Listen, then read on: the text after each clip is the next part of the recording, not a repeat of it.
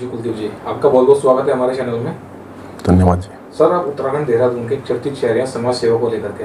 Sir, आपके द्वारा लगातार समाज सेवा जारी है, तो सर आप समाज सेवा कर रहे हैं, सर इसके पीछे का कुछ बताइए, क्या मकसद है आपका सेवा करने का? समाज सेवा तो हर किसी सक्षम इंसान की जो है नैतिक और सामाजिक जिम्मेदारी है, वही मैं कर रहा हूँ और करने भी चाहिए। शायद जिन लोगों को ज़रूरत है इस टाइम पे, कोरोना काल के बाद जो है बहुत स्थिति अलग हो चुकी है। जो आदमी कुछ टाइम पहले सक्षम था, आज वो जो है बहुत परेशान है अपने रोज़गार को लेके, अपने बच्चों भविष्य के लेके। हम थोड़ा सा उसकी मदद कर रहे हैं, बस यही जो है। अच्छा सर, अभी आपको काफ़ी पार्टी से ऑफर भी आ चुके हैं इसी बीच, और आप सर उसके बाद भी निर्दलीय चुनाव की तैयारी में हैं केदारनाथ से। सर पार्टी आज के डेट में जो राजनीति पार्टी के नेता कर रहे हैं वो सिर्फ पार्टी के लिए कर रहे हैं। अगर पब्लिक के किया होता तो आज ये कंडीशन नहीं होती, ये बेरोजगारी, लोग परेशान नहीं होते। आज की राजनीतिक परिभाषा बदल चुकी है। पार्टी का जो आज राजनीति करने का जो स्टैंड, वो सिर्फ एक जो है सत्ता पाना है। सत्ता के बाद जो है चुनाव के टाइम पे लोग सक्रिय होते हैं, उसके बाद सारे जो है लुप्त हो जाते हैं क्षेत्रों से। तो लोगों के जो है ये जो एक इनसे उम्मीदें थी, ये उम्मीदें कभी पूरी नहीं कर पाते हैं। ये पार्टी के जो है गुण गाते रहते हैं और ये हमारे बस का नहीं है।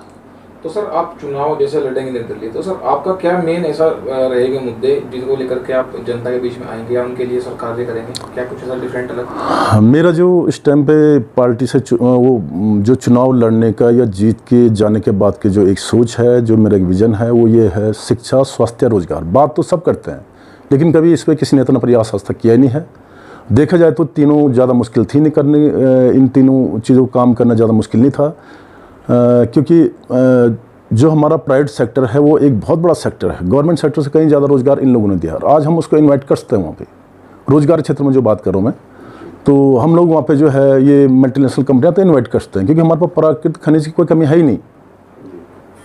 हमारे पास जो है उत्तराखंड जो है एक ऊर्जा प्रदेश होने के नाते जो है हमारे पास वहाँ पे पर्याप्त जो है इंडस्ट्रीज लग सकती हैं। सिडकुल पिटकुल दोनों को हम वहाँ पे जोड़ सकते हैं, लेकिन कभी ये प्रयास किया नहीं। प्राकृतिक खनिज के नाम पे से हमारे पे इतना इस्तेमाल हुआ कि नदी की रेत और पत्थर, उससे ज़्यादा कुछ नहीं हुआ है। अगर इसको हम अलग अलग स्टेटों के तर्ज पे देखा जाए, जैसे हिमाचल के तर्ज पे देखा जाए, तो उन्होंने जो है अपने टूटते हुए पहाड़ों का एक सदुपयोग करके वहाँ पर जो है 6-7 सीमेंट प्लांट लगाए, हज़ारों लोगों को रोज़गार दिया है। वही जो है राजस्थान ने उसको जो है जो उनका सबसे जो हमारे पहाड़ में जो पत्थर मिलता है स्लेटी रंग का, वो कोटा स्टोन के नाम पे उन्होंने पूरे देश में बेचा उस पत्थर को। लेकिन हमारे यहाँ टूट टूट के नदियों में बह रहा है, उसका कोई उपयोग हो ही नहीं रहा है। अगर हम उसके जो है माइंस लगाए जाए तो हम भी उसमें जो है हज़ारों लोगों को उसमें रोज़गार दे सकते हैं। वो सीमेंट प्लांट से हम रोज़गार दे सकते हैं। कई काम हमारे पास वहाँ प्राकृतिक खनिज से संबंधित हैं, लेकिन किसी ने प्रयास किया ही नहीं है। आप भू कानून को लेकर के आपकी क्या है? भू कानून जो पहले लागू हुआ था उत्तराखंड में, माननीय मुख्यमंत्री खन्नौरी जी के, पूर्व मुख्यमंत्री खन्नौरी जी के टाइम पे अच्छा था कि एक लिमिटेशन थी उसमें कि बाहर का आदमी इतनी ज़मीन ले सकता है। लेकिन उसमें जो धीरे धीरे जो बढ़ोतरी की गई है वो थोड़ा सा उसके हम भी खिलाफ हैं कि उपयोग तक ही भूमि जो है किसी भी अदर स्टेट को, क्योंकि उत्तराखंड में आवश्यक भूमि की बहुत कमी है।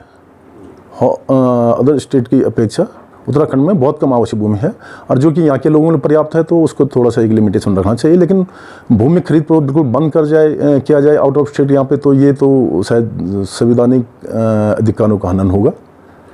अभी जैसे कि आपने बताया कि और पार्टियों से ऑफर आ रहे हैं, क्या वो जो पार्टियां हैं वो आपके मुआफिक काम नहीं कर रही?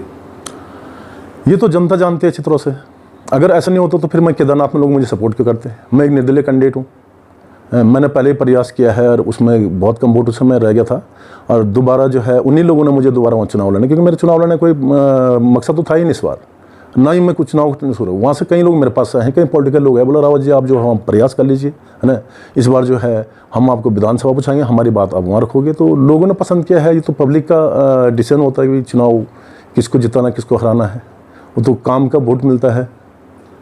जैसे कि पलायन को बार बार जब भी चुनाव आते हैं हर पार्टी पलायन को लेकर के ही मुद्दा बनाती है, तो क्या उस पर पलायन पर वो काम नहीं कर पा रही थी? हाँ, पलायन का हर पार्टी मुद्दा तो बनाती है, लेकिन पलायन पर आज तक कोई काम हुआ नहीं है। अगर ये लोग भी जानते हैं कि पलायन के 3 रीजन वहाँ पे शिक्षा, स्वास्थ्य, रोजगार, इन तीनों बार काम हो तो पलायन होता नहीं है। क्योंकि हिल स्टेशन और भी हैं, पहाड़ी क्षेत्र और भी हैं, शिमला है, कांगड़ा है या मसूरी है, और भी कहीं हैं हिल स्टेशन, तो वहाँ पे पलायन नहीं हुआ कि वहाँ पे सारी सुविधाएं थी वहाँ पे। तो यहाँ पलायन तो एक हर आदमी का एक चुनावी मुद्दा है, लेकिन उस पर काम कोई करना ही नहीं चाह रहा है, ना इन पर कोई विजन है उस पर काम करने के लिए।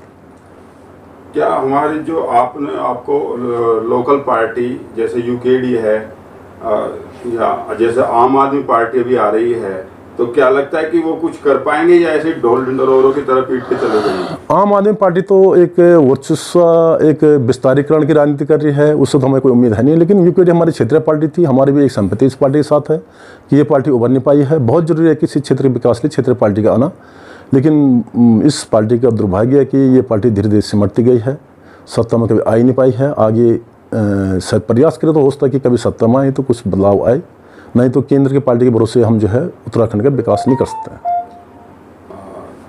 अगर आप चुनाव जीतते हैं तो उसके बाद आपकी क्या क्या नई नई नीतियां होंगी जिस पर आप काम करेंगे? मेरा सबसे पहले स्वास्थ्य के क्षेत्र में है कि भाई मैं वहाँ पे जो है हर डिस्ट्रिक्ट में कम से कम हॉस्पिटल अवेलेबल करवाऊँ, उसके लिए मेरे पास एक विज़न है। सरकारी स्तर पर तो ये पॉसिबल नहीं क्योंकि बने हुए वो भी नहीं चल रहे हैं, लेकिन प्राइवेट सेक्टर में जो है, मैं बिजनेसमैन हूँ तो मेरा कई लोगों से संपर्क है, कई डॉक्टर्स लोगों से हैं और कई इन्वेस्टर से हैं। मैं उनको इनवाइट करूँगा, भाई आप हमारे यहाँ पे जो अपने, अगर तुम्हारा हॉस्पिटल जो है प्लान्स में चलता है, वहाँ पे मैक्सिमम जो है आपका पेशेंट पहाड़ का, तो आप वहाँ पे हॉस्पिटल खोल दीजिए। जब मैं सत्ता में रहूँगा लोग मुझे विश्वास करेंगे, मैं इन्वेस्टर बनूँगा उनके साथ, क्योंकि मैं बिजनेसमैन भी हूँ और मैं वहाँ पे ये फैसिलिटी दे सकता हूँ। वही शिक्षा के क्षेत्र में, शिक्षा भी आज जो है जितने भी कॉलेजेस हैं, इंस्टीट्यूट हैं, जितने भी जो है यहाँ पे कोचिंग सेंटर हैं, सारे जो है इस टाइम पे शायद कहीं ना कहीं एक हमारे रियल एस्टेट क्षेत्र के लोगों ने खोले हैं, तो उनको उस टाइम में वहाँ पे इजी इन्वाइट कर सकता हूँ कि आप यहाँ पे हमारे यहाँ पे खोलिए, हमारे यहाँ पे लोगों को इसकी सुविधा मिलेगी, आपको अच्छा स्टूडेंट्स यहाँ पे मिलेगा।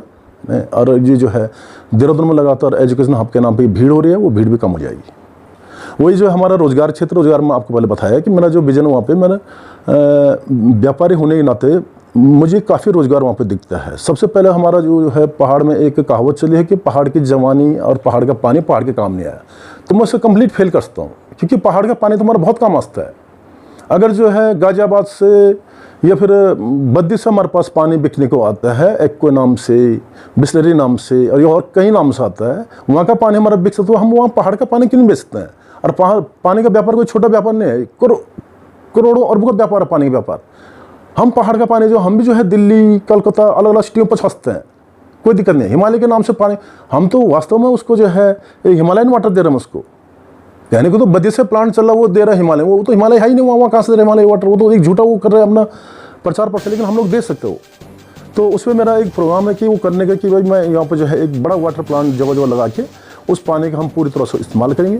दूसरा जो हमारे पंपिंग सेट के जो जरूरत है, वहाँ पे पंपिंग सेट हमारी अच्छी कृषि वहाँ पर हो सकती है कि उस नदी के पानी को हम जो है पंपिंग सेट के माध्यम से खेती वाले जो ज़मीनों पर पहुँचा के, क्योंकि नहर तो वहाँ पे इतना पॉसिबल है नहीं नहरें बनाना, लेकिन पंपिंग सेट वहाँ पे कामयाब है। तो उसमें जो है हम उद्योग के क्षेत्र में रोज़गार के लिए काफ़ी काम कर सकते हैं, क्योंकि मेरा अपना विज़न भी है। मैं इन चीज़ पर कई बार कई स्कीमें बना चुका हूँ, लेकिन मेरी स्कीमें आप समझते हैं कि जब तक सत्ता में नहीं है, वो नहीं है, तो कोई वहाँ पे NOC या कई चीज़ से वो अटकलें आती रहती है उसमें। तो जब मैं खुद वहाँ पे रहूँगा तो अपना आराम से मैं वहाँ पे जो है एक उद्योग स्थापित करता हूँ। ये इसको पूरे क्षेत्र को जो है सिडकुल से लघु उद्योग और पिटकुल विस्तृत उद्योग से जोड़ सकता हूँ। स्वराज के उसमें स्वराज को लेकर के आपकी ये सोच है कि हर लोगों को छोटे से छोटे तबके में अपना खुद का ही बिजनेस होना चाहिए। हाँ, खुद का ना हो, प्राइवेट सेक्टर डेवलप हो, वहाँ पे तो खुद ही सबको रोज़गार मिल गया। क्योंकि जो प्राइवेट सेक्टर होता है वो, अगर मान लिया हमने देखते हैं कि शेड्यूल प्लांट हम वहाँ पर लगाते हैं, तो वो कहीं लोगों को उस काम को डिस्ट्रीब्यूट करता है। कहीं पैकिंग का होता है, कई बार उसका जो कार्टून बनाने का काम होता है, तो वो जो छोटे छोटे काम के एक प्लांट जो है कम से कम 200 अलग अलग जो है उसके वो छोटे छोटे लगाता है अलग चीज़, तो उसको हम जो है सप्लाई से लेके हर चीज़ में उसमें ज़रूरत पड़ती है वहाँ पर मैन पावर की, तो उससे ऑटोमेटिक लोगों को रोज़गार मिल जाएगा। हमारा लास्ट सवाल है कि आप लोगों को क्या संदेश देना चाहेंगे, जैसे कि कोरोना से संबंधित या और किसी से संबंधित क्या संदेश देना चाहेंगे? मेरा संदेश ये है कि अपना वोट का सदुपयोग करें और पहचानें इस राजनीति को। राजनीति लोग प्रवास बदल चुके हैं। दुर्भाग्य है कि राजनीति में आज वो लोग आ रहे हैं, वो तुमको छलवाव कर रहे हैं कि जिनको खुद रोज़गार चाहिए होता है, वो तुम्हें रोज़गार देने का दावा कर रहे हैं। वो कहाँ से रोज़गार, खुद के रोज़गार तो राजनीति में आए हों। उनके लिए राजनीतिक प्रवास इतने रह गए हैं कि मैं, मेरा परिवार, मेरे बच्चे, मेरे रिश्तेदार, मेरे 2-4 जो है चमचे टाइप के लोग, तो इससे बाहर निकलिए, सोचिए, अपना अपना भला सोचिए, पर आप इस बार का वोट अपने हित में दीजिए आप।